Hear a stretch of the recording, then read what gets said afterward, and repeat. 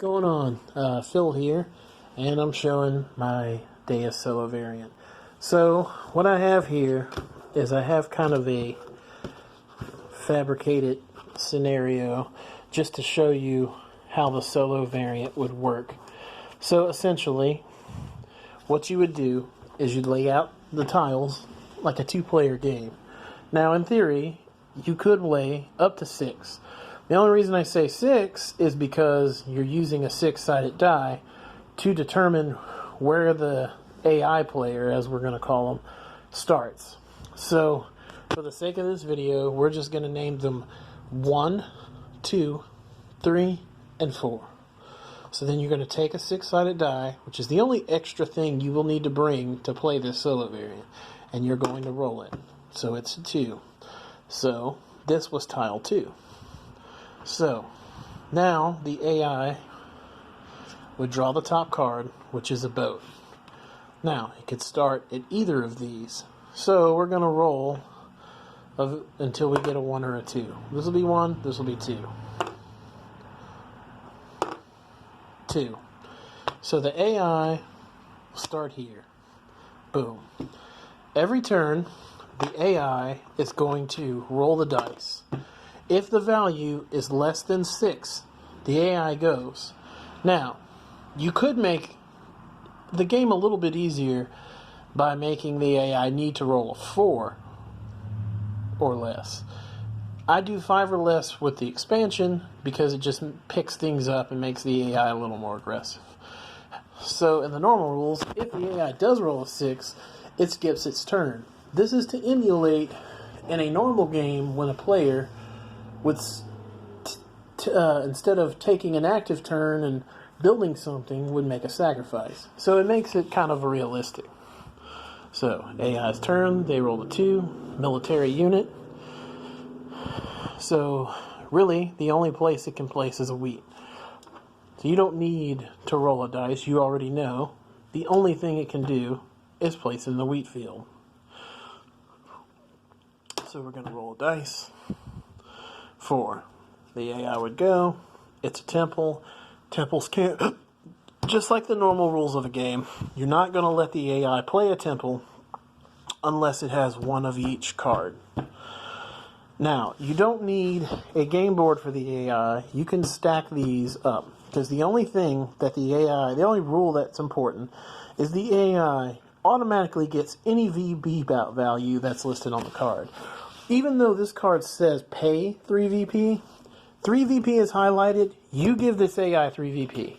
What you're doing is you're making them, it's a conflict resolution.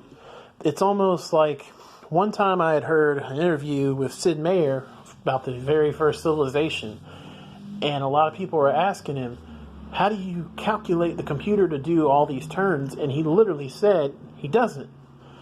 At the end of each turn, the computer is randomly given a value of rewards that simulate as if they did go through a normal turn to get those values. But what they really did is it's a fade conflict resolution to make you want to compete with what they're getting. And this is the same theory. So, roll the dice again for the AI. It's a 6, they skip their turn. And that's really it. You just keep going, So the next card would be a Science Center. Now, when you have multiple places you can pick, in a normal game, you are taking resources out, 10 of each. For a 2-player game, what you want to do is put those 10 aside. For the AI game, we're going to put the 10 in here. You can put them in a bag. You can put them anywhere. And we're going to blindly draw. So it's a wheat field. So we're going to take our Science Center and put it right here on the wheat field. General rule of thumb is, if you draw a token and that token is open, the AI has to expand into the open token. If you draw the token and the only one is a spot that's already occupied, then the AI would occupy that space. And this is for 2 things. If the AI was constantly spreading out, it wouldn't be fair. This allows the AI to simulate building in the same region like a player. Again, it's all part of that fake conflict resolution. But yeah, it's very fun. It really makes you, at least for me, it made me a better competitive Deus player. Because the AI is almost always constantly spreading out and constantly getting VP.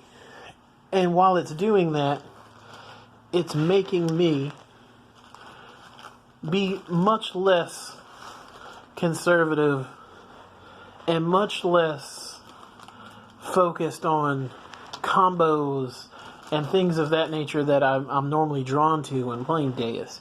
Normally, if I'm playing Deus, I really want to build my own combos. I want to do that kind of thing. If I'm playing the solo mode, I want to get out on the board. It's almost more area control-ish. Or, I guess it's more like a Civ game, but it is very area control-ish because I want to expand more. I want to have my options open. And I also don't want them to get the barbarian villages. And it's very easy for the AI to get the barbarian villages. Very easy. And next thing you know, they're getting all the barbarian villages. They have all the VP tokens, and they won. So, yeah, it's...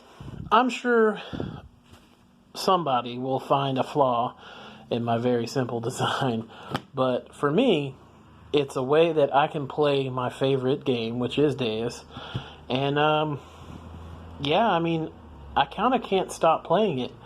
It's kind of difficult for me to stop playing it. I have multiple solo games. I have Paladins of the West Kingdom. I do like Solenia. I do like that. That is fun solo.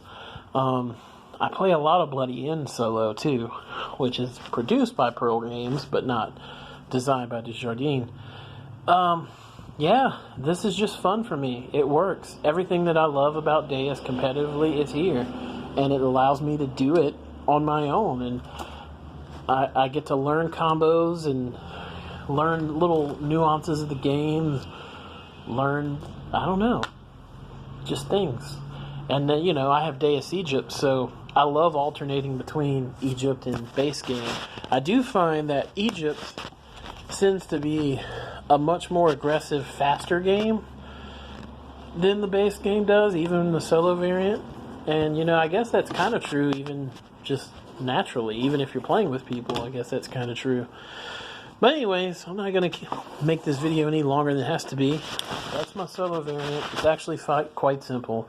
And for me, up until this point, I haven't found any flaws in it, and it's very enjoyable. So, hope you have a good time, and it's a great way to stay in shape.